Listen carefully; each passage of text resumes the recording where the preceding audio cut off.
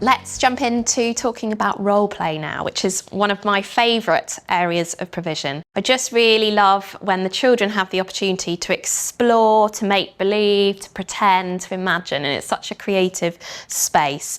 Can you talk me through the importance of role play and what it looks like in your setting? Because very much at the moment, sort of best practices around the home corner setup and then enhancements throughout the year. So it'd be really great to hear what it looks like here for you. Yeah, completely. So like you say, we have gone back to really focusing on our home corner. Previously, we've changed it up a lot, and we as the teaching team have done that. So the children might have in the past come into school and we've set up a post office and we've put so much effort into it, and the children come in and kind of go, I don't know what a post office is, I don't know what that is. They haven't been involved in setting it up, and that's really important, isn't it? So we completely took it back to home corners in both nursery and reception, particularly with our English as an additional language learners in mind. Because that home corner, everybody has that no matter what country you're in no matter where you are. So we really look at a range of diversities represented in our home corner, foods from around the world, clothes from around the world. And then we have that core set up. In nursery, it's a bit bigger than reception, mainly because of space, but also because our youngest learners come to that area. It's kind of a comfort zone for lots of them. It's familiar, isn't it? And that's really important. They're able to reenact situations and conversations that they've had at home. Exactly. It's their first time away from home, isn't it? So it's that space that means a lot to them.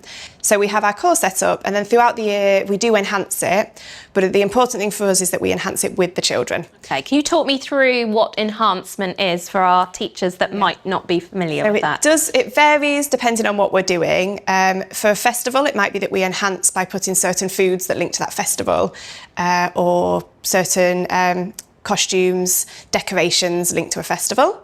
At times, we do, if it links to a child's interest, we do completely change our role play area into what they're interested in. So, for example, we had a child that was really interested in animals and pets and vets. So with the children, we did turn it into a vet station. So it's responsive to, and you're adapting to their needs and their interests, and then I bet the engagement is really high.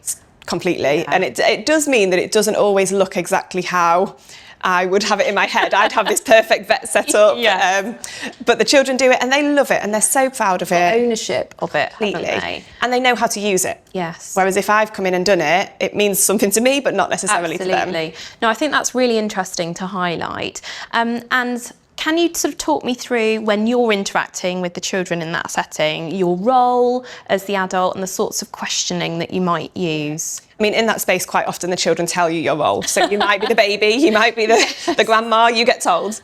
And it's all about joining in with that play. Absolutely. My favourite thing when I walk into an early years classroom is if I have that moment of panic where I think there's not an adult in the room because they're playing and they're involved. They're on the floor or something. So you look around and go, there's nobody here, and then you spot them. I'm here. Yeah, but they're wearing a costume and they're so engaged. That's brilliant. And then it's about extending the children's play, looking at what they're doing, adding ideas and helping them to think of the next steps for their play. Brilliant, fantastic. So could you maybe model a few questions or that sort of wondering piece that you might use when you're working alongside the children? I think it's also a space where we might use those questions to bring other areas of the curriculum in. So if the children are talking about going to the shops and what they need to buy, I might go in and say, I wonder what we could take with us to remember what we need from the shops. Yes. And then the children say they need a shopping list, and the next thing they've got the shopping list out and they're writing it.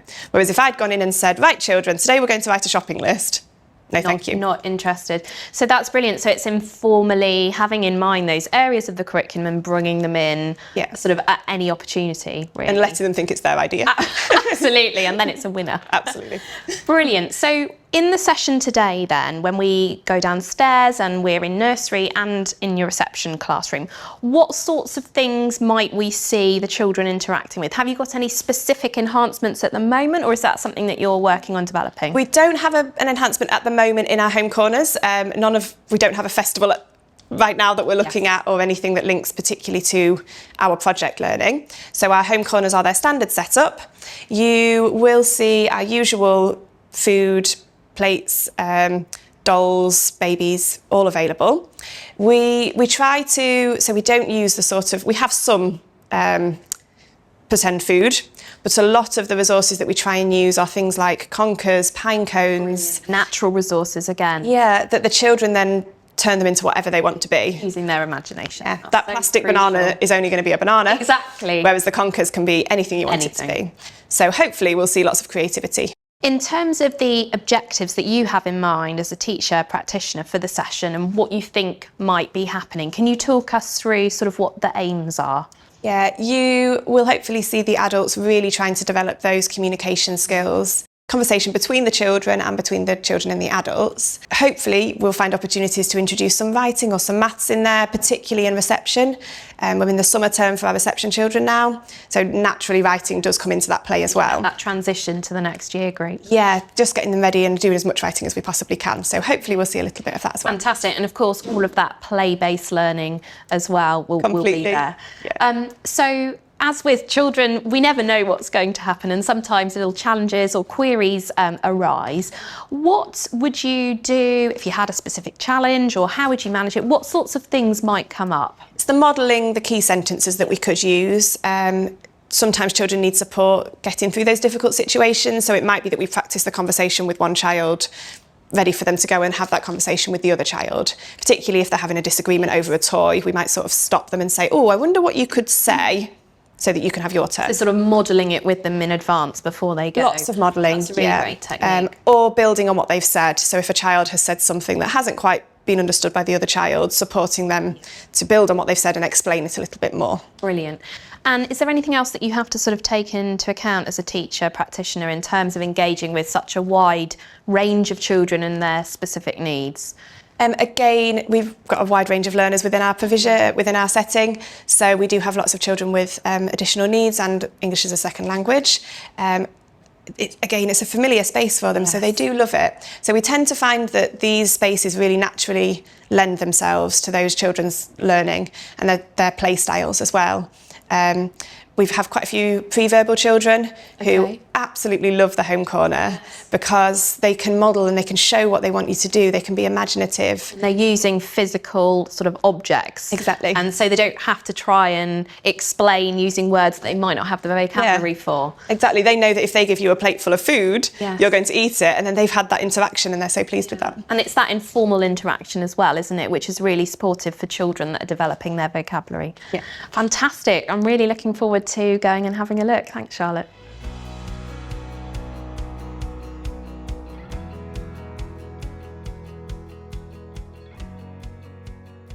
Now, I know that I really like a green eggs omelette.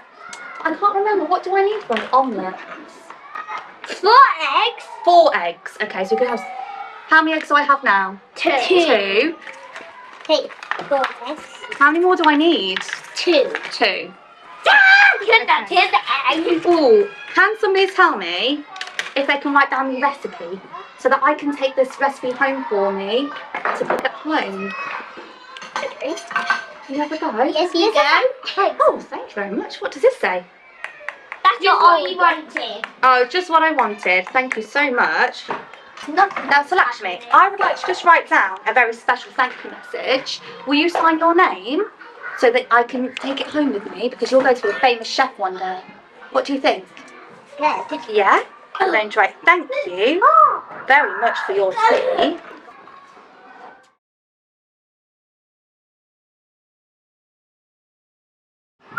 Your name has a name. Yes. You have to start with... Do you think you can write it for me? Yes. I can write in the top. Where should I write it? Might be right here in the bottom. Can you sign at the bottom? You're going to be a famous chef one day. I want to keep that, definitely. A famous tea chef. Can I please offer you some money as well for your tea? Yes. Because I think it's definitely something I would like to pay for.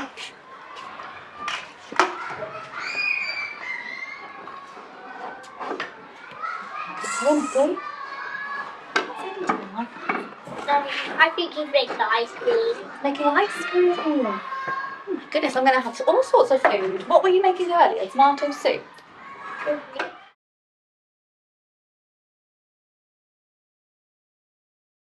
you finished making It's soup? right there. It's this one here. I'm not even sure yet. It's going to go cool. Oh. in my kitchen next to all your cookbooks when you're famous, aren't I? I already got A big spoon, a ladle. Oh my goodness. Oh wow. What did you put inside the soup? I put it spicy lemon. Spicy lemon? Oh. And you're adding more. Is it a chunky soup now? Is it a chunky soup, Monica? So Lakshmi, I forgot to tell you. I forgot Here it one. is. These tacos. £2. And another £2. How many pounds do you have now? £2. £2 and another £2.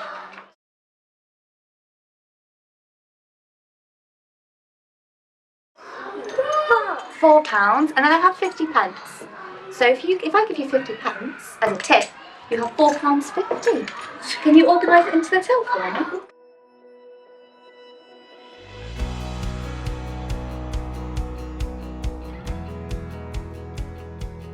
How much is it price? Do we have a till? £4? Quite steep, isn't it?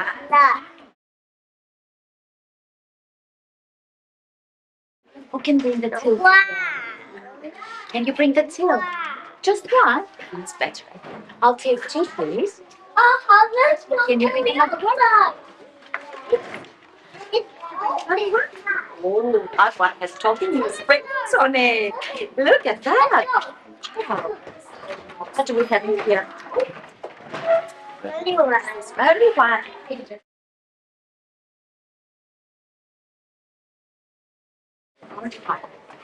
Who's going to take them out then?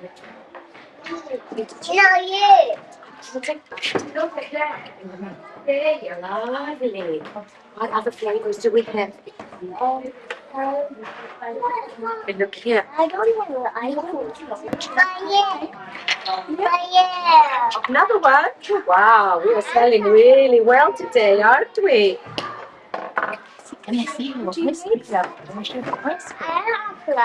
What are you using to make it? How do you make ice cream? I wonder. Do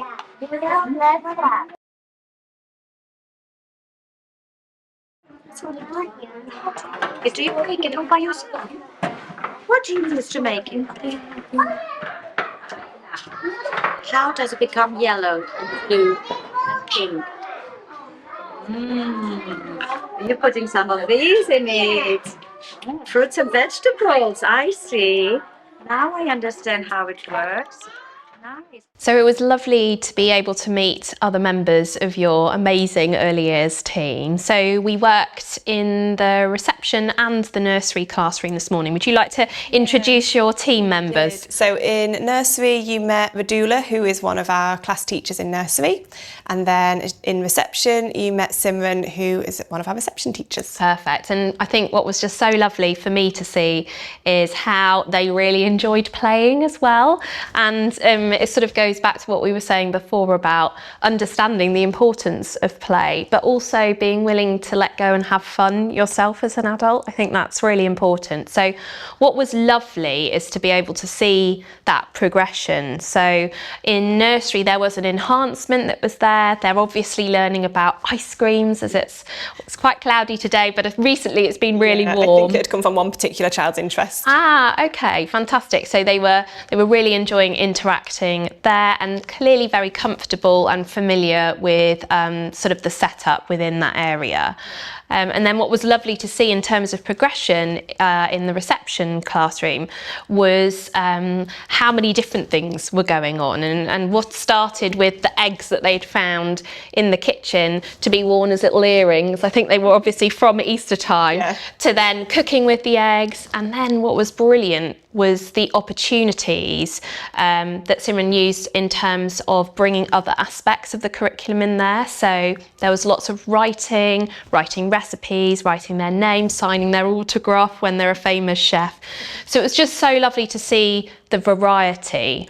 So in terms of as a team, what do you think you might do now for sort of next time? So we've got a couple of projects that we're working on. One is particularly the writing in reception. Okay. We will work as a whole early years team so that we can try in nursery if we find the opportunities, but looking at different genres and styles of writing introduced to the children. like Simran did, she introduced the signing your signature, trying to find opportunities for the children to learn different ways that they can write, so that they don't think writing is just for drawing phonics, it's for all day, every day. And they were really keen to engage with that, which I think is something that's really important to note, because when sometimes we're asking our children to write, that's when they become slightly resistant and hesitant. But when it's kind of as part of play, she had clipboards ready, there was a little blackboard there, different types of pens and things. So it was sort of making it really, it was incentivising them, it's really. purposeful, isn't it? Exactly, absolutely. So it was lovely to see how engaged she was with them, particularly, and just the joy that she had evidently when she was playing.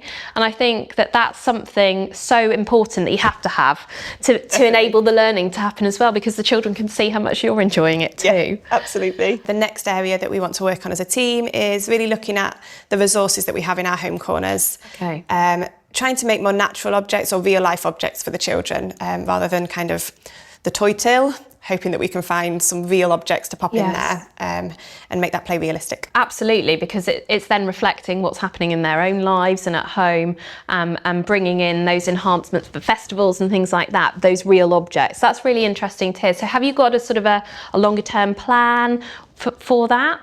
We're hoping over this summer we can redevelop ready for September, and then at that stage we will set those areas up with the children, again, so that they understand the purpose.